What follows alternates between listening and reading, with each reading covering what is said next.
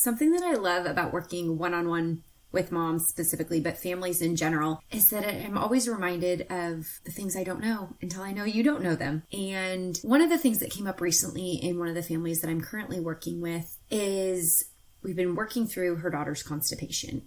As this mom and I discussed some of the first line defenses to help manage her daughter's constipation, one of the things that then came up was conversation over whether or not a constipation smoothie would be something that would be well received and well tolerated by her daughter. And so that's really where we're going to focus in today, is on some of the ingredients from that constipation smoothie and some of the experiences that I saw that mom face in terms of what these items are, how to find them in the store, and ultimately how to make this new option in her family's, diet and rotation be a little less overwhelming to both crew the items for, but also offer to her child. Hey Mama, I'm Ashley, and welcome to the Veggies and Virtue podcast. In this podcast, you will find simple menu ideas, kitchen organizational systems spelled out for mom life, and feeding tips and tricks that are both evidence-based and grace-laced. I believe that you can find flexibility when it comes to feeding your family so that you can feel calm, capable, and connected in the kitchen. As a registered dietitian and Christian mom of 3 myself, I want you to break free from the mealtime battles and to feel equipped while feeding your kids all day long. Pull up a stool at my kitchen counter and let me pour you a cup of coffee and say a quick prayer for you. It's time to chat about the mealtimes, messes, moments, and ministry of motherhood. One of the things that has come up with her daughter's constipation is a constipation smoothie, and kind of seeing if that was a good tactic that would work for her daughter. It wasn't something that actually was well received by her daughter, and so she and I kind of navigate that territory. But that's also part of the reason why I felt like it was important to do an episode like this and actually start doing a series like this that I've been wanting to start for a while. But I would just love to pretend that we're going to the grocery store together and for it to feel like we were shopping together. Because this mom specifically had some challenges finding some of the ingredients. And even though I had coached her through some of the ingredients, as you'll hear from just some of the interactions, I'm going to keep it anonymous, of course, but I think some of the challenges that she faced are very similar to some of the challenges that I know you all face, particularly when you're introducing new ingredients or trying to incorporate new foods into your family's diet. It can feel overwhelming as a parent and as an adult to even find some of these products at the store. It can feel like a real financial burden to invest in some of these items when you don't even know if your child is going to be willing to eat them or not. And just some of the questions that, again, I don't necessarily always know come up for parents, because as a mom of 3 and as a registered dietitian, some of the things that come naturally and easily to me, I overlook in remembering that's not natural and easy for everyone to come up with on their own. So if you have questions about a product or something that you see while you're in the store that you don't know what it means, a marketing claim that you don't know how to interpret, a product that you want to find maybe a nourishing or more natural alternative for, but you're just kind of stuck, or maybe your child has a favorite product that you've been wanting to replace with something else, but you're not sure how to navigate that, and you're not sure which options on the market are maybe more well received by kids, more nutritionally dense, cost effective, all the questions that can come up that if I were in your back pocket while we were at the grocery store, you could ask me. So as always, you can scroll down to the show notes and go to veggiesandvirtue.com/ask to leave me a voice memo, or you can also book one-on-one sessions with me there if you want to kind of dive into this a little bit more deeply. As I said, with this mom, we've been working on different challenges in her family, one of which being her daughter's constipation. And with that, we're able to take a deeper dive. But you can find out more about my services and packages there in the link below, or at veggiesandvirtue.com/workwithme. So with that all to say, the context of this Shop With Me series episode is going to be talking about some of the ingredients that this mom needed to find for a particular constipation smoothie that we wanted to try with her daughter. Yeah, I'm not going to get into all the ins and outs of treating and managing constipation right now. That would be at least an episode in and of itself. But for the context of today's episode is I want to go through some of the ingredients that this recipe included and how I navigated this mom through the store to be able to find options that were accessible and ultimately a good idea for her to purchase when we didn't necessarily know how her daughter would take to this particular smoothie. So as I highlight some of the ingredients that came up for discussion with this specific mom in our one-on-one session, I want to identify some of the nutritional related goals to it because, again, some of these foods are just nutritional powerhouses that I think make great pantry staples, whether you have to keep them in your fridge, your freezer, or your pantry. The ones particularly that we're talking about in today's episode, I think holistically can be used in a lot of homes, not just those who are maybe managing constipation. However, you'll also hear me talk about how we want to narrow in on what is our goal, or if you're a member of the Mealtimes Made Easy method, you know that I talk about this in depth because it helps us to narrow out some of the noise that we hear in the nutrition world and to kind of quiet some of the competing messages and to really hone in on what is important to our child and or to our family right now so that we can more clearly identify what product is going to help us achieve that goal either fastest or most effectively. So we're going to talk about that today with some of the ingredients that come up in the context of the goal being we are trying to be working towards resolving this child's constipation issues. Additionally, I want to kind of help you just understand how do you navigate the aisles of the store so that you can shop more efficiently. Now, as I mentioned in the introduction, I'm not going into all the ins and outs of constipation. And if you or your child struggles with constipation, this is not intended to be medical advice. However, I want to help you understand how to shop for some of the ingredients that came up when this particular family and I were talking about how to potentially utilize something like a constipation smoothie to help manage her daughter's constipation. And so some of the ingredients that came up that just from working with this family, I knew that she was probably, one, not very familiar with, but two, didn't already have in her home were these three ingredients. The first of which is full-fat kefir.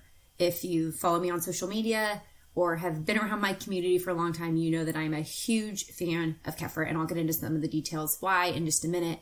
But the second ingredient is chia seeds, and the third ingredient is coconut oil. So again, these are three things that as a dietitian mom, I like having on hand in my home at all points in times. So if you're looking to, as something I talk about in the first phase of Mealtimes Made Easy method is resetting your kitchen so that you are fully stocked and supported. This doesn't mean that you have to do a complete overhaul. You can use a lot of the existing ingredients you already have on hand when you're resetting your home to set up some of those systems and strategies that are going to support you in feeding your family better. However, if you're looking to restock and you're looking to invest in some new ingredients, that's where I want this episode to really come in and to kind of take you through the aisles to better understand where to find them and why you would even want to buy these three things specifically out of this constipation smoothie that I talked about with a client. So the first of which that I want to talk about is kefir. You all have probably seen me share this with my kids. Oh, I can't even count how many times because it is an item that is constantly in our fridge. So if you're not familiar, kefir, it's spelled K-E-F-I-R. You might have seen it before. Usually you will find it in the yogurt section. It'll normally be like on the bottom row. You'll have all the little yogurt containers and then they'll have the larger like quart-sized yogurt containers. And then along the bottom, they'll usually have these bottles of kefir. There's a variety of different brands that are usually available. They have them in dairy-based and dairy-free alternative options, depending on what your family's needs are. But you'll find kefir in the yogurt section of the store if you're looking for it. Something I do within my home is often buy a plain and buy a flavored and then mix them half and half. When my kids were younger, I could get away with just offering the unsweetened. But as they've gotten older, they know that we're going to mix them half and half just to kind of dilute the more sweetened version because it does have additional sugar that's been added. This is a really quick, efficient option to have as a snack, as a really quick breakfast, but it also can be really helpful in things like constipation smoothies if that's something like this family that I was working with was trying to create. So if you're familiar with traditional yogurt or Greek yogurt, you know that oftentimes it's talked about in the context of probiotics or kind of that good bacteria that we can give our gut to promote gut health. And so kefir is very similar in that it's a cultured milk drink. So instead of a cultured milk product like a yogurt that you'd eat with a spoon, it is more of a yogurt-like beverage, but it's also going to contain that biodiversity of probiotics or the live and active cultures that you often see written on the packaging of a yogurt container. But one of the benefits of kefir over yogurt is that it tends to have much higher probiotic counts as well as a greater diversity of the bacterial strains. So here one of the differences is because of the presence of yeast in the fermentation process from kefir grains. That's one of kind of the process-oriented differences that makes kefir different from yogurt. When we look at some of the nutritional differences, specifically when we're talking about gut health, and in the context of this constipation smoothie recipe, we're looking at the amount of live and active cultures that are present in kefir to help support gut health versus that might be in something like yogurt. So yogurt could be an okay alternative and will still give some of the different strains. However, when we're looking at something like kefir, we're getting upwards of 12 different strains of live and active cultures and 20 to 30 billion colony forming units, or those CFUs. And so yogurt can be a good alternative, or if you're at home and you're just trying to support gut health right now and you already have yogurt on hand, that can be a great option. But if you want to be maximizing the live and active cultures that you're exposing your and your family's gut to, we know that the type of bacteria that's found in yogurt tends to pass through the digestive tract, where the bacteria that's found in something like kefir tends to colonize the digestive tract better. So when you think of the population of the bacteria in the gut, we're looking at colonizing the gut with as much of these good bacteria as we can. And kefir can be something that really helps support that. And with kids, I find that kefir tends to be extremely well received. It's very creamy. It is rather tart on its own, which is why, as I mentioned, in our family, we tend to do half and half. But it's something that can be a great addition, especially to something like a smoothie, particularly if you're looking at a smoothie that circles back to that initial topic that we talked about your nutrition goal. If your goal is to help support gut health or manage constipation. So moving right along, the second ingredient that I wanted to mention was chia seeds. And this is probably the one that made me realize that I really did need to get started on this series of episodes, is because in my notes to this specific client, I had walked her through where to find kefir, knowing that it was going to be a new ingredient to her, wanting her to not feel overwhelmed in the store and make sure she felt supported so she knew exactly where to go.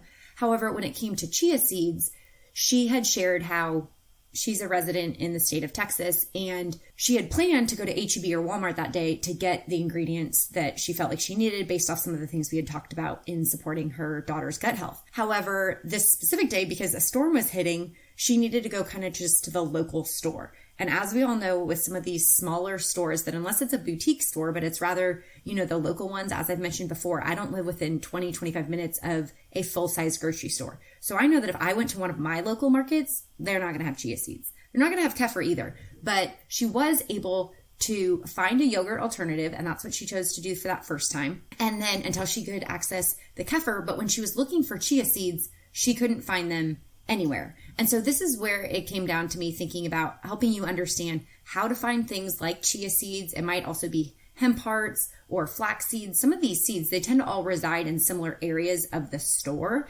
And for some of their nutritional purpose, they can have similar nutritional profiles. But for the context of this constipation smoothie, I thought the best option would be chia seeds. And so the mom's question was that she couldn't find chia seeds, but she got quinoa instead. And depending on how familiar you are with these different ingredients, you'll know that quinoa and chia seeds are not going to be a one-to-one exchange. They both are wonderful things to have in your pantry and wonderful things to include in your family's diet. But what I didn't want was for her to go put dry quinoa into a smoothie in the same measurement as chia seeds, knowing that that would not probably taste very good or necessarily have the nutritional benefits that we were looking for. So here what I was looking for is the chia seeds are high in soluble fiber. So what that means is it helps to soften the stools. If you can think of like a hard, what you kind of anticipate a stool to be like when a child is constipated versus a softer stool that's easier for a child to pass, we want to be promoting foods that are high in soluble fiber like chia seeds.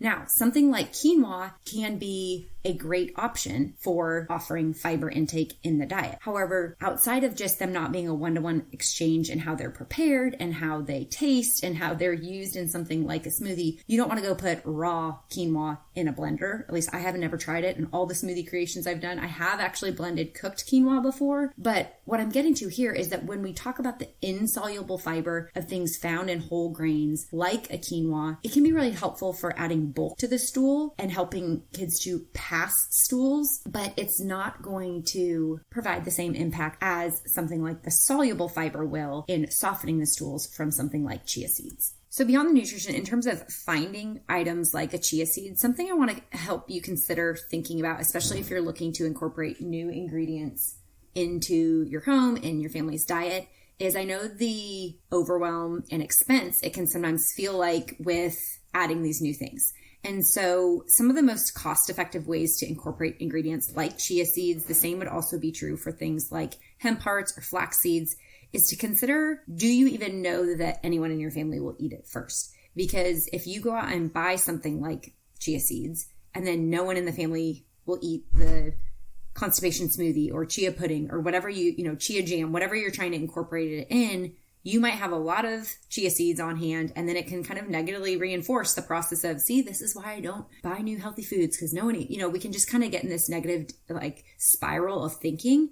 So some of the things I want you to walk away with today is thinking about, if you need to find chia seeds, where do you find them in the store, and where are some of the most cost-effective places to get them? So you're not buying in excess, but you're also not spending an unnecessary expense on more than you need. So first and foremost, if you have a store that has a bulk section, this can be a great place to buy it. Just the way if you only needed a small amount of, herbs or spices and you had access to that in a bulk section, and you could buy as little as 1 or 2 ounces, it's much more cost effective than buying a large container of those spices. The same would be true with something like a chia seed. You could buy them in the bulk section often, and you can just buy maybe a quarter cup or a half a cup. Because again, if you didn't go out of your way to go to this store to buy this item, but it was, a store that you already shop at that has this bulk offering, you can go buy a really small portion of something like a chia seed and then take it home for proof of concept before, you're spending several dollars, upwards of, $10+ for a package of one of these specialty food products. So I would encourage you to look for chia seeds in a bulk section first and foremost. That's going to be your most cost-effective route. Next, store brands of chia seeds tend to be fine. I don't tend to be too bougie with my ingredients. I know that there's a million fabulous ways to source foods. As I've mentioned before, where I live, that's just not realistic. It's going to take me 30 minutes to get to a Whole Foods. So you're not going to hear me recommend a lot of products or brands that I can only access at a Whole Foods or online with a specialty store. They might be the ideally sourced or, locally owned, or aspects that can make really good, high quality companies. However, that's not always realistic. So if you're at Target, you can buy store brand Good and Gather Target brand chia seeds. They're going to be half the price. It's going to be a smaller bag, which again, reinforcing the concept that I said before, start with a smaller amount until you know if and how often you're going to use them, but it's going to be half the price that you may pay for, some of the other more name brand products. So when you're looking in the store for something like a chia seed, you're going to often find them in the organic food section. So most major grocery stores, or even smaller local grocery stores that has a more natural food section or organic food section, often this is kind of near where the gluten-free foods aisle might be, you'll find things like chia seeds there. Third and final ingredient that I want to talk about just real quick is something like coconut oil. Coconut oil can be a great option to have in your home in general as just a way to diversify some of the oils that you use when cooking and baking for your family. However, coconut oil may also help with easing constipation. So while the research on the medium chain fatty acids in coconut oil is still developing and still kind of becoming more conclusive about exactly what it is about coconut oil that can aid in constipation, we know that just like the fiber in the chia seeds can help ease aspects of constipation, we also know that the medium chain fatty acids in things like coconut oil can help to stimulate bowel movements and thus help a child who's constipated. So buying something like a virgin coconut oil, or you might also see one that's labeled unrefined coconut oil on the label, can be a great option to also shop for. Coconut oil you're going to find with most of the other oils in the store, where you'd find the canola oil, olive oil, avocado oil, any of those choices. That is usually where you'll find coconut oil. Now you might notice when you find it, it's usually at a solid state at room temperature. That's just because of the nature of saturated and unsaturated fats.